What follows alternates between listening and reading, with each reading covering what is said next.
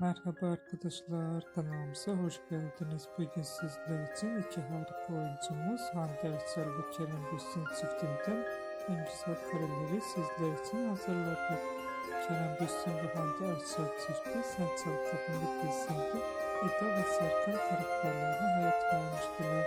Herkes gibi biz de onları birbirine yapıştırıyoruz.